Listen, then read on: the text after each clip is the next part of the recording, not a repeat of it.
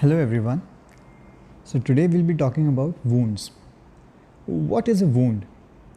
Wound is an injury to the body as from violence, accident or surgery that typically involves laceration or breaking of a membrane such as skin. An open wound is a type of injury in which skin is torn, cut or punctured. There are different types of wounds like abrasion. So abrasion is a minor scratch up to the epidermis where the dermis is still intact. It can occur upon rubbing or scratching against a rough surface. To avoid infection, scrubbing and cleaning of the wound is done. In case of abrasion, not much bleeding occurs and it's a less severe type of wound. Common causes of abrasion include falling or hitting against a rough surface. The second type of wound is laceration. So what is laceration? When the dermis is also damaged along with the epidermis and the muscles are visible through the wound, that is laceration. It is a deep cut and bleeding occurs. Common causes of lacerations include mishandling of knives, sharp tools and workplace accidents involving coming in contact with fast running machine parts. The third type of wound is a puncture. A puncture is when the skin is punctured by any sharp-edged article. Puncture wounds can be quite deep and may cause injury to internal organs. Common causes of puncture wounds include needles, nails, or even bullet injuries.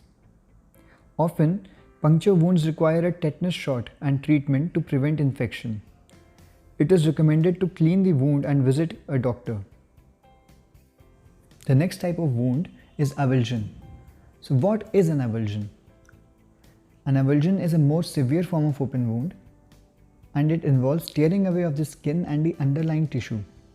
The tear may be partial or complete. Heavy, profuse bleeding is observed and immediate medical attention is required.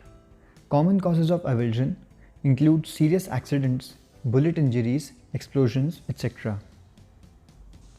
In case of an avulsion, first of all, the wound surface is washed well with antiseptics like Nuvlon D or rectified spirit.